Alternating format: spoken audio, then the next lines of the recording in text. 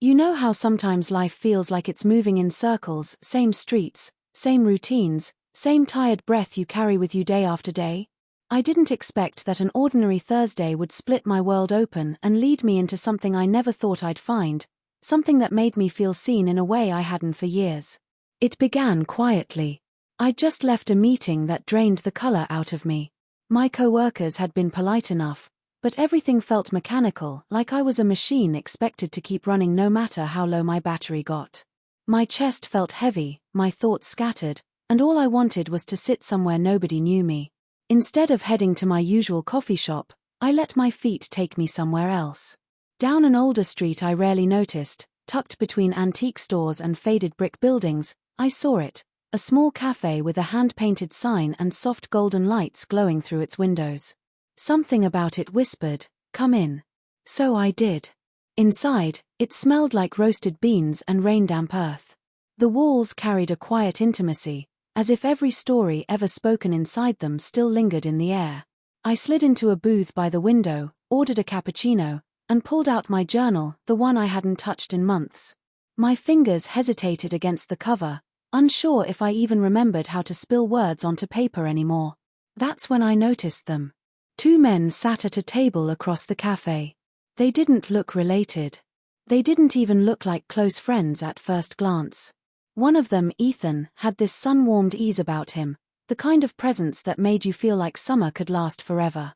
His hair was a little messy, his smile relaxed, and even from a distance, there was something disarming about the way he existed, like nothing in the world could make him rush.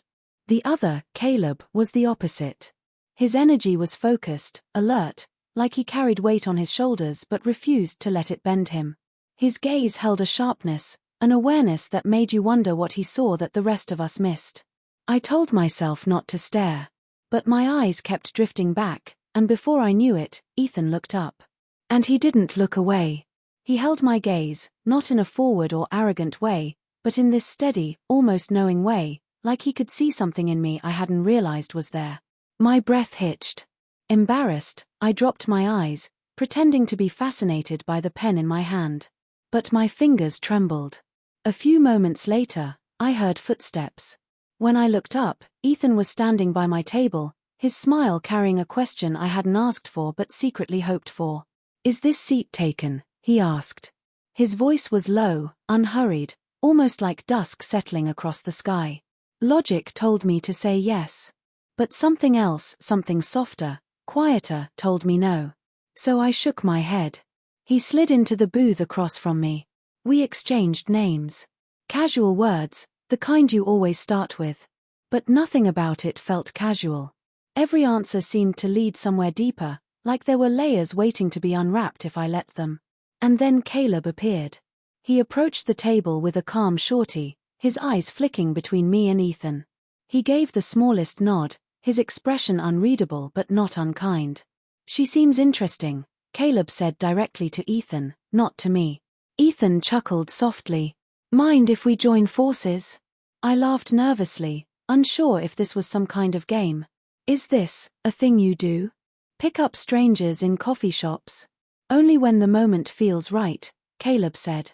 His voice was steady, a little deeper than Ethan's, every word deliberate. It should have felt strange. But it didn't. Somehow, it felt inevitable. We stayed there together for more than an hour. Maybe 2. Time stretched, softened, as though the cafe had become its own little world. Ethan made me feel like I was something melodic, light and unburdened. Caleb made me feel like I was worth unraveling, worth studying piece by piece until all of me made sense. Different energies, yet the way they moved together, sharing silence, filling spaces without stepping on each other, was seamless. Eventually, Ethan glanced at his phone and then at me. "We're staying at the hotel across the street," he said lightly. "There's a rooftop bar. Quiet. Beautiful view. Want to come?" The smart answer would have been hesitation. But something in me wanted to see what was waiting. So I agreed. Crossing that street felt like crossing into another version of myself. The elevator ride up was quiet, but charged like static in the air before a storm. And when the doors opened, twilight spread across the city like a painting. Music drifted softly, no lyrics, just rhythm melting into the night. We found a shaded corner, and I sat between them. The cushions sank beneath our weight, the silence humming like it had its own pulse. Ethan reached for my hand, not to hold it, but to run his fingertips across the inside of my wrist, delicate, like he was tracing a secret he hadn't spoken yet. It sent a flutter through me so deep I forgot how to breathe for a moment. Caleb's hand rested lightly on my shoulder, anchoring me in a way that felt grounding rather than heavy. Every glance, every brush of skin, every pause felt deliberate. Not rushed. Not careless. They treated me like I was something chosen, something precious, not owned, not claimed, but deeply valued.